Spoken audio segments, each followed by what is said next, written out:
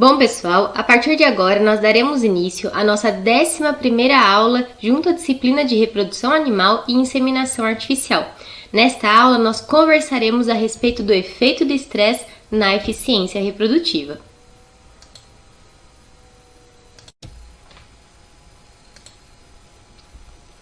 Tá, mas o que é o estresse? Bom, eu imagino que a maioria de vocês já passou por uma situação de estresse, seja físico ou emocional, de maior ou menor intensidade. Bom, o estresse corresponde a uma resposta física e fisiológica do organismo frente a um estímulo ou qualquer condição que cause desconforto ou prejudique a homeostase do organismo. Então é como se o corpo humano ou o corpo animal se sentisse sob ataque e dele ele muda, seu modo para o modo lutar, fugir, e diante disso o organismo passa a secretar determinadas substâncias, determinados hormônios como as catecolaminas e os corticosteroides, com o intuito de preparar o corpo para alguma ação física contra esses agentes estressantes.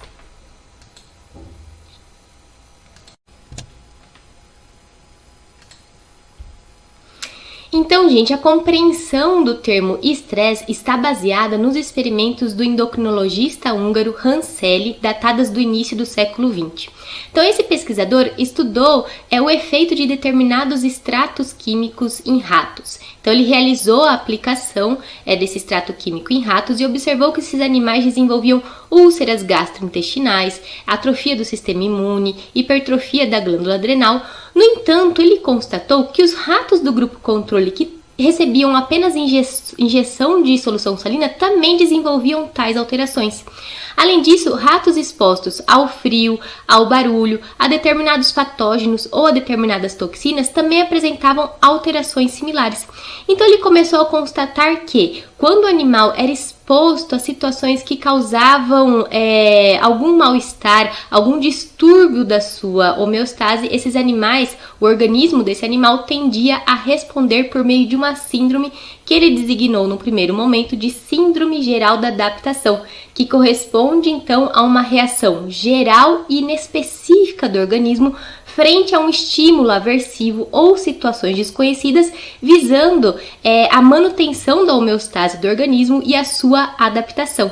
Mais tarde, ele passou a designar essa síndrome geral da adaptação como estresse. Então, a resposta do organismo frente a qualquer condição que altere a sua homeostase corresponde ao estresse, enquanto que as situações que causam esse distúrbio na homeostase correspondem aos agentes estressores ou estressantes.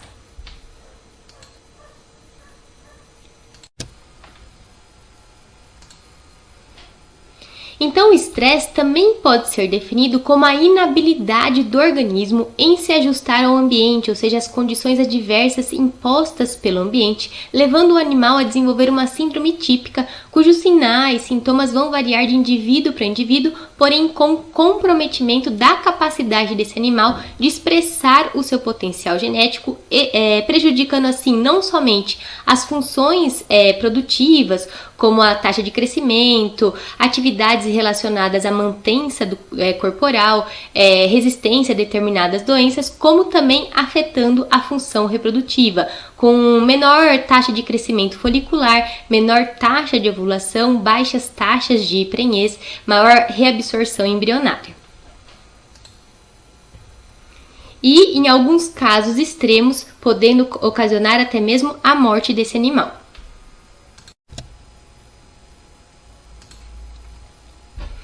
Tá, mas quais são os mecanismos que desencadeiam o estresse e como que isso interfere na reprodução? Bom, gente, esse assunto ainda não está completamente elucidado. Existem muitos estudos que estão sendo realizados com o intuito de esclarecer esse contexto. Sabe-se que determinados aspectos da produção animal, como determinados tipos de manejo, a interação negativa homem-animal, em especial durante trabalhos no curral, e até mesmo condições ambientais podem prejudicar a homeostase do corpo do animal, levando à ativação do eixo hipotalâmico hipofisário adrenal, com a consequente produção de catecolaminas e corticosteroides que irão promover uma paralisação do eixo hipotalâmico hipofisário gonadal, culminando assim com a redução da fertilidade. Aí eu pergunto para vocês, mas como que acontece essa interação das substâncias produzidas pelo eixo hipotalâmico hipofisário gonadal com o eixo relacionado à reprodução? É isso que nós tentaremos discutir, esclarecer ao longo desta aula.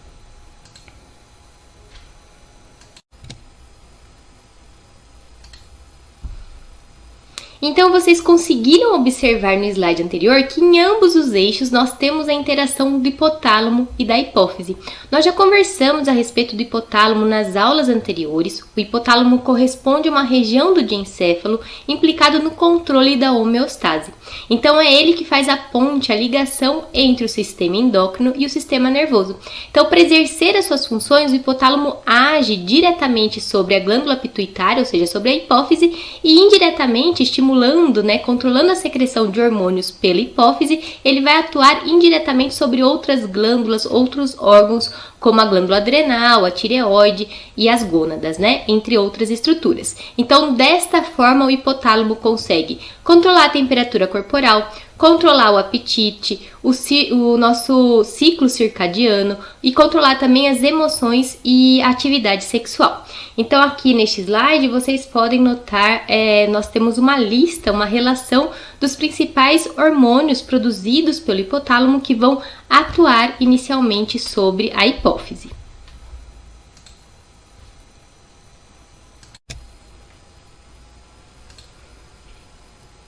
Então, aqui nesse slide, nós temos todos os eixos de controle hipotalâmico. A começar pela direita, nós temos o eixo hipotalâmico hipofisário gonadal. Então, o hipotálamo vai produzir o hormônio liberador de gonadotrofinas, o GnRH, que vai atuar sobre a adenohipófise, estimulando a produção das gonadotrofinas FSH e LH. Nas fêmeas, o FSH vai atuar nos ovários, estimulando o desenvolvimento folicular, enquanto que o LH nos ovários vai estimular a ovulação e consequente maturação ocitária e formação do corpo lúteo. Já nos machos, o LH atua em específico sobre as células de Leydig no testículo, estimulando a produção de testosterona, enquanto que o FSH vai atuar sobre as células de Sertoli no interior dos túbulos seminíferos do testículo, estimulando a espermatogênese. Temos também aqui no canto esquerdo o eixo hipotalâmico hipofisário glândula mamária. Então, mediante determinados estímulos, o hipotálamo vai produzir fatores liberadores ou inibidores da prolactina. Esses fatores vão atuar sobre a adenohipófise, estimulando a secreção ou inibindo a secreção de prolactina, que vai atuar então na glândula mamária, determinando ou não a secreção láctea. E temos o eixo que nós vamos discutir ao longo dessa aula, que é o eixo hipotalâmico hipofisário adrenal. Então, mediante situações estressantes, mediante agentes causadores do estresse, agentes estressores, o hipotálamo vai produzir o hormônio liberador de corticotrofina, que vai atuar sobre a adenohipófise, estimulando a liberação de corticotrofina, que vai atuar sobre as glândulas adrenais, estimulando em especial a secreção do cortisol, que é um dos principais hormônios implicados na resposta do organismo a agentes estressores. Para vocês, como que esses eixos se interrelacionam, ou seja, como que alterações no eixo hipotalâmico hipofisário adrenal vão levar a alterações no eixo hipotalâmico hipofisário gonadal.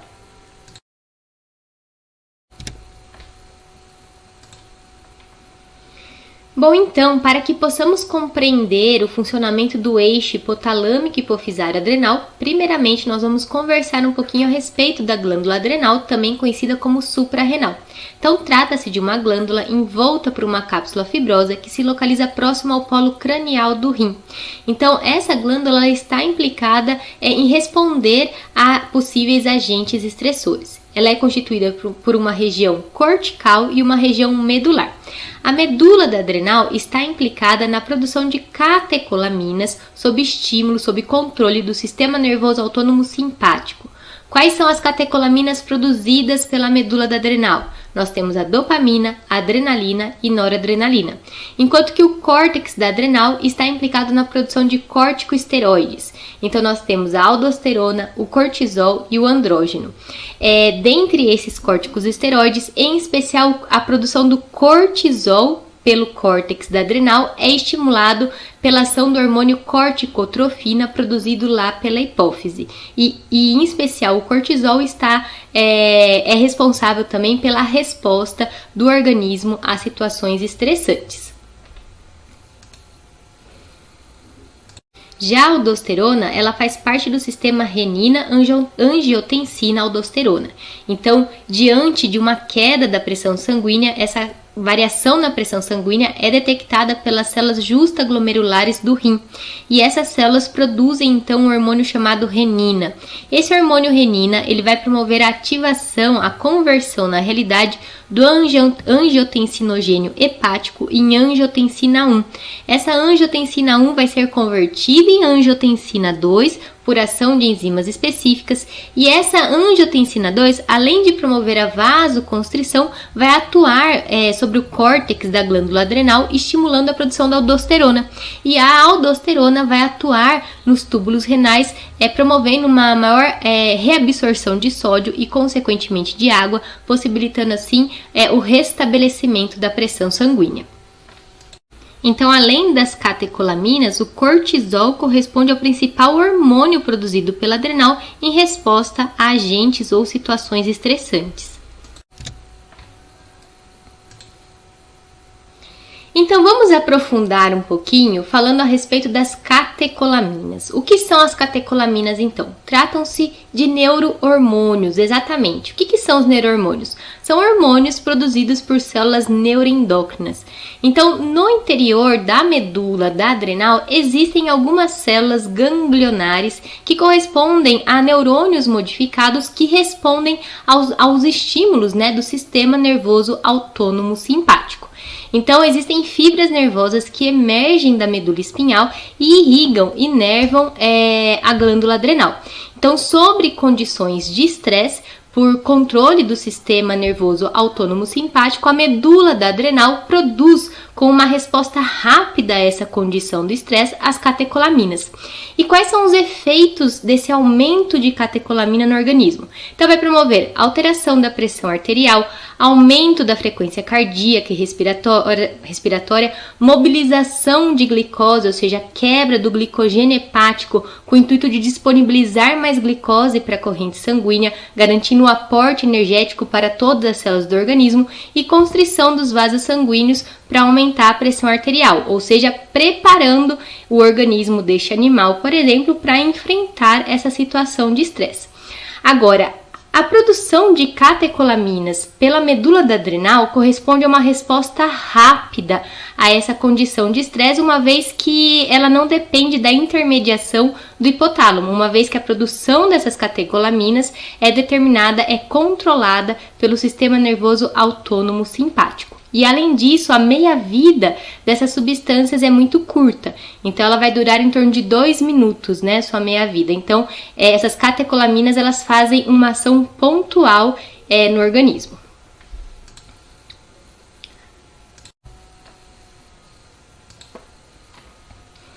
Agora, os corticosteroides, como o próprio nome já diz, tratam-se de hormônios esteroides produzidos, portanto, a partir do colesterol. No entanto, a produção em especial do cortisol pelo córtex da adrenal envolve um controle mais complexo em relação à produção das catecolaminas, que estão sob o controle do sistema nervoso autônomo simpático. Então, mediante uma situação estressante, o hipotálamo vai produzir o hormônio liberador de corticotrofina, que vai atuar sobre a adenopófise, estimulando a produção da corticotrofina, que age por sua vez na adrenal, estimulando em especial a produção de cortisol. O cortisol, ele vai apresentar um efeito hiperglicemiante e diabetogênico, com o intuito realmente de preparar o animal para a fuga, para a luta, para a condição estressante. Então, ele vai promover a formação de novas moléculas de glicose a partir das moléculas de carboidrato ingeridas, e também vai promover a quebra do glicogênio com o intuito de aumentar a glicemia. Além disso, o cortisol, ele vai tentar direcionar a glicose para os órgãos de maior necessidade, para os órgãos vitais, órgãos de maior necessidade para enfrentar essa condição estressante. Então, é como se o cortisol inibisse na realidade alguns tipos celulares de conseguir captar a glicose, ou seja, ele vai promover uma certa resistência à insulina. além de outras alterações metabólicas que a exposição prolongada a altos níveis de cortisol também pode promover. É a mesma coisa quando se utiliza glicocorticoide. Em determinados quadros de alergia ou inflamações, pode-se utilizar corticosteroides. O cortisol nada mais é do que um glicocorticoide. E o que acontece? O uso, para resolução de problemas pontuais, como por exemplo de reações alérgicas, de inflamações, o uso de corticosteroides é interessante, porque ele tem um efeito anti-inflamatório e também uma ação imunossupressora.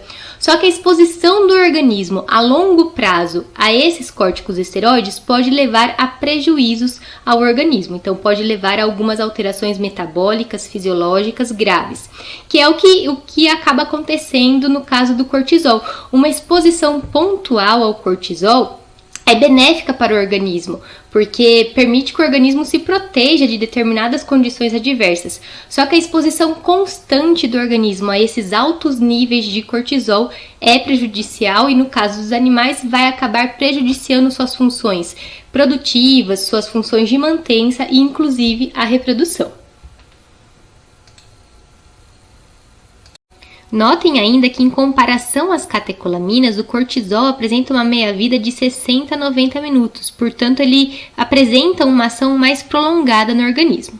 Agora, com relação à aldosterona, que é outra substância produzida pelo córtex da adrenal, como nós já dissemos anteriormente, a aldosterona não está sob o controle do eixo hipotalâmico hipofisário, Ela integra o sistema renina, angiotensina, aldosterona. Então, o que determina, o que estimula a produção da aldosterona, na realidade, é a variação da pressão sanguínea, que culmina inicialmente com a produção da renina, que vai promover a conversão do angiotensinogênio e angiotensina 1. Essa angiotensina 1 é convertida em angiotensina 2, que atua então no córtex da adrenal, estimulando a produção da aldosterona. E a aldosterona ela vai atuar nos túbulos renais, promovendo a reabsorção de alguns íons, em especial sódio e, consequentemente, água, possibilitando assim o restabelecimento da pressão sanguínea. E os andrógenos, que também são produzidos pelo córtex da adrenal e estão implicados, em especial, para a determinação das características sexuais nos animais.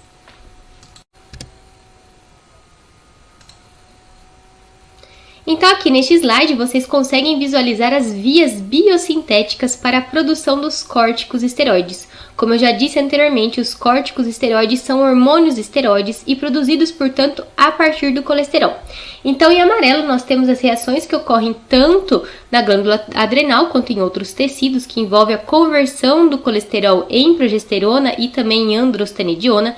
Em azul, nós temos as reações que não vão ocorrer na glândula adrenal, mas vão ocorrer em outros tecidos, que envolvem então a conversão da androstenediona em testosterona e ou também em estradiol. E em verde nós temos as reações que vão ocorrer única e exclusivamente na glândula adrenal, que vai culminar então com a produção da aldosterona, que integra o sistema renina, angiotensina, aldosterona, sobre o qual nós já conversamos anteriormente, e que vai resultar também na produção do cortisol, que corresponde a um glicocorticoide produzido diante da presença de agentes estressores.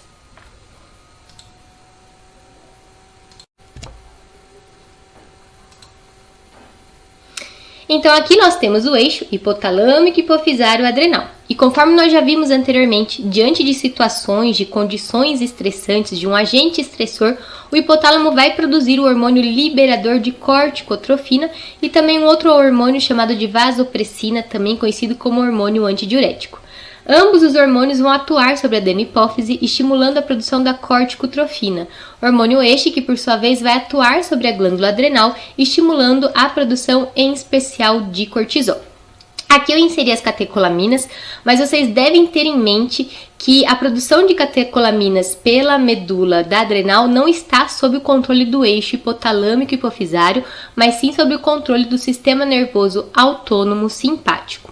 E o que acontece é que o corpo ele consegue ter controle sobre o nível de cortisol produzido, de modo que nas primeiras horas do dia, ou seja, de manhã cedo, o nível de cortisol tende a ser mais elevado, compatível com o despertar, com o início das atividades, enquanto que ao fim do dia, próximo mais da noite, esse nível de cortisol tende a estar mais baixo, compatível com o momento de relaxar, de dormir, né? Com o momento de sono.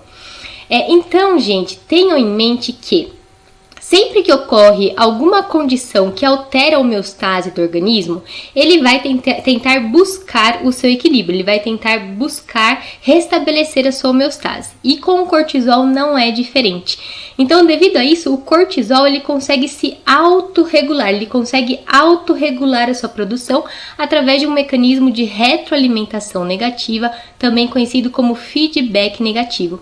Então, quando nós temos um aumento exacerbado dos níveis de cortisol, esse aumento de cortisol é detectado pelo hipotálamo, promovendo assim um feedback negativo, ou seja, reduzindo a secreção de hormônio liberador de corticotrofina, consequentemente reduzindo a corticotrofina e reduzindo também a produção de cortisol, visando assim restabelecer um nível basal de cortisol, né, um nível adequado para o organismo deste hormônio.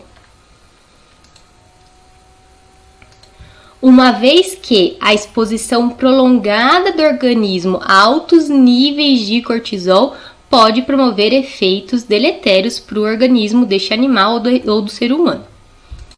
Então, conforme eu já disse anteriormente, o cortisol ele é benéfico para o organismo, uma vez que ele possibilita o nosso estado de alerta. No entanto, a exposição prolongada a altos níveis de cortisol é que vai provocar efeitos deletérios ao organismo. Então, aqui neste slide, nós temos representado as duas vias de ativação da glândula adrenal para a produção das catecolaminas, sob controle, então, do sistema nervoso autônomo simpático, e para a produção do cortisol, que nada mais é que um glicocorticoide, né, sobre ativação do eixo hipotalâmico hipofisário adrenal. Lembrando que as catecolaminas apresentam uma meia-vida mais curta em comparação ao cortisol, e o cortisol tem a capacidade de autorregular a sua produção.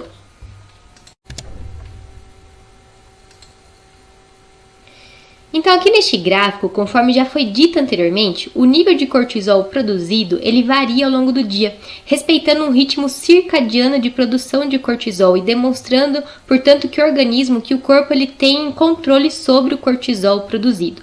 De modo que nas primeiras horas do dia, então entre 5 horas da manhã até 9 horas da manhã, nós temos níveis mais elevados de cortisol, compatível realmente com um momento de maior atenção, com o momento em que o animal encontra-se em maior estado de alerta, né? Enquanto que a partir das 19 horas, esse nível de cortisol encontra-se mais baixo, que corresponde ao momento de repouso, próximo ao horário do sono.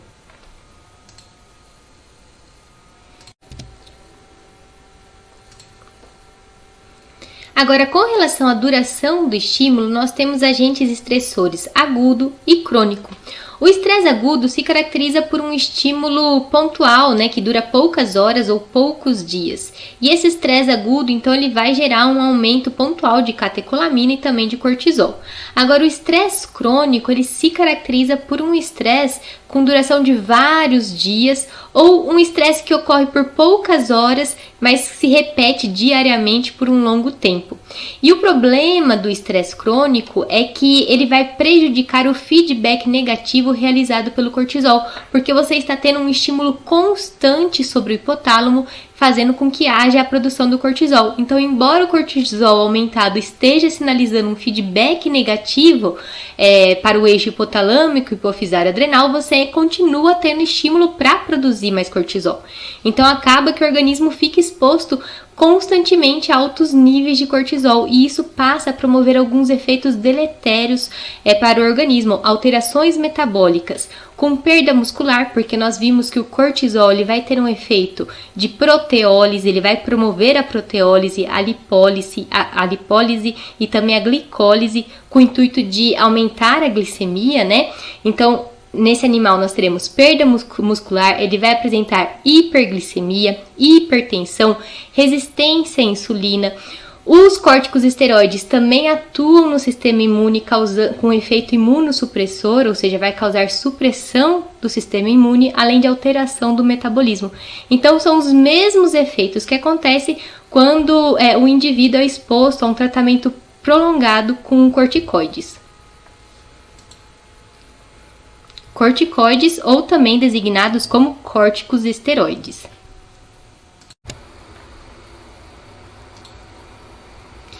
E como nós já vimos anteriormente, além da glicogenólise, da lipólise e da proteólise, o cortisol também tem um efeito diabetogênico, ou seja, ele vai inibir a captação de glicose por tecidos cuja função não é essencial, visando assim direcionar a energia para aqueles órgãos vitais. E daí, consequentemente, as funções reprodutivas estarão prejudicadas. Nós teremos uma interrupção no ciclo reprodutivo, com inibição ou atraso do pico de LH.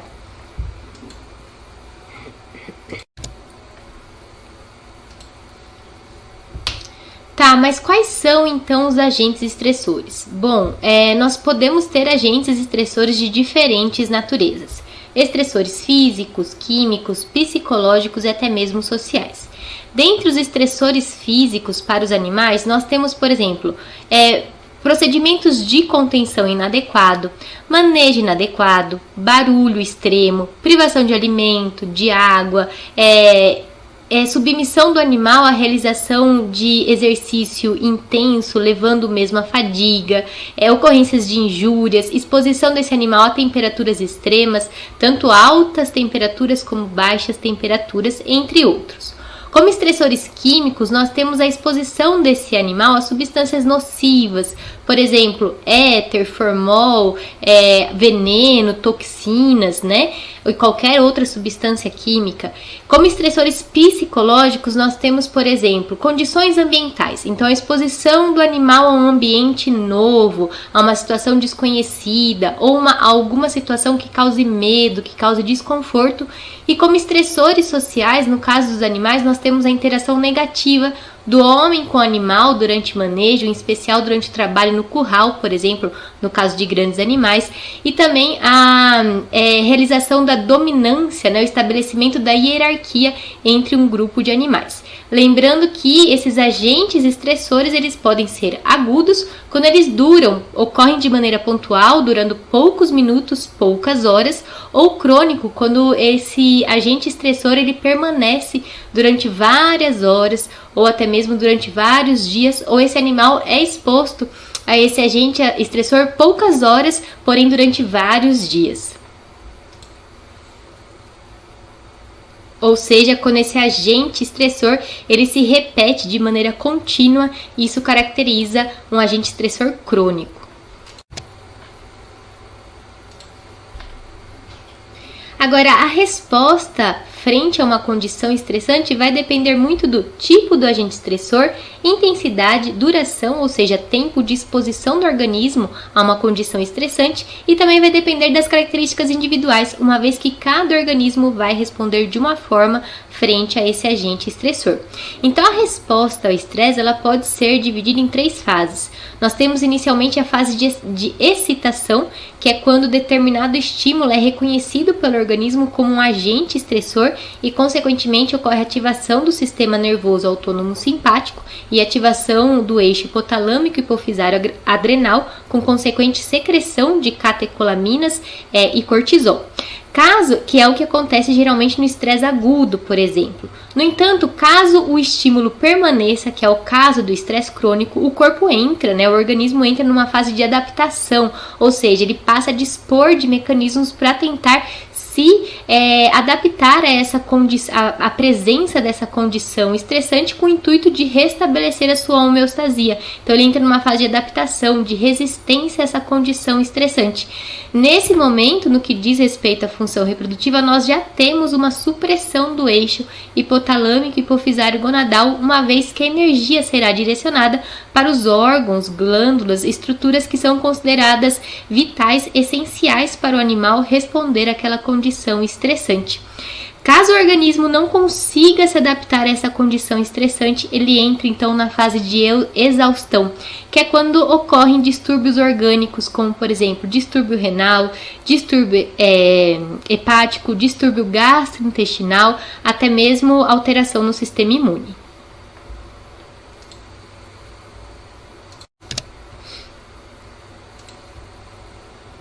Então nós vimos no slide anterior que a resposta ao estresse depende de diversos aspectos e que cada organismo vai responder de uma forma distinta à mesma condição estressante, podendo ou não desenvolver um quadro, desenvolver uma síndrome referente ao estresse.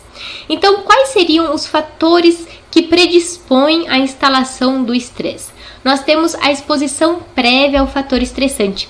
Alguns estudos demonstram que a exposição de um indivíduo a um mesmo estímulo ou a outro tipo de estímulo pode mudar o padrão de ativação do eixo hipotalâmico hipofisário adrenal, ou seja, pode resultar numa dessensibilização do eixo. Então, por exemplo, se você pega um animal e expõe ele de maneira repetitiva ao frio, vai chegar um ponto que a sua resposta, a resposta do seu organismo frente a esse agente estressor que é o frio, não vai ser tão intensa, justamente devido a essa dessensibilização. Então, é por isso que às vezes a gente fala, um exemplo, o animal vira-lata, ele é resistente. Ele é resistente porque ele está exposto diariamente, a situações de estresse que fazem com que o seu organismo se adapte de alguma maneira. Só que, obviamente, que situações estressantes constantes vão levar também a prejuízos, a efeitos deletérios ao seu organismo. Outro aspecto interessante é o seguinte: a antecipação de um evento, ela pode ser mais prejudicial do que o evento propriamente dito. É o famoso sofrer por antecipação. Realmente, a antecipação de um evento pode promover a ativação aí do eixo hipotalâmico e hipofisário, resultando em aumento dos níveis de cortisol mais do que o evento propriamente dito. Temos também a questão individual. Então, existem indivíduos que apresentam maior propensão genética, maior sensibilidade e respondem de uma maneira mais intensa a determinadas condição de estresse. Temos a questão da idade. Evidências demonstram que os idosos, eles tendem a responder também a condições de estresse de uma maneira mais intensa devido a down regulation dos receptores para os corticosteroides que ocorrem no seu hipotálamo. Então, devido ao menor número de receptores para os corticosteroides no hipotálamo, acaba que os idosos não conseguem responder bem ao efeito do feedback negativo promovido pelo cortisol. Então, acaba que seus níveis de cortisol circulantes permanecem mais elevados. E a mesma coisa o sexo. Então, alguns estudos demonstram que o cérebro masculino e feminino, eles respondem de maneira distinta às condições estressantes. Então, as fêmeas, elas tendem a ser mais suscetíveis a condições de estresse. No caso do ser humano, por exemplo, as mulheres, elas têm mais probabilidade de desenvolver depressão, por exemplo, do que os homens. Isso porque na mulher, ao longo, ou na fêmea, durante o ciclo estral, o ciclo menstrual, ocorrem variações hormonais de estradiol e progesterona que acabam interferindo também na ativação do eixo hipotalâmico hipofisário adrenal. Então, parece que essa alteração nos níveis dos hormônios estradiol e progesterona que ocorre durante o ciclo estral torna o eixo hipotalâmico hipofisário adrenal menos responsível também ao feedback negativo promovido pelo cortisol. Então, as fêmeas se tornam mais suscetíveis à ação de agentes estressores, porque o nível de cortisol nas fêmeas tende a se manter mais elevado, enquanto que nos machos, ao que tudo indica, a testosterona na realidade tem um efeito inibitório do eixo hipotalâmico hipofisário adrenal.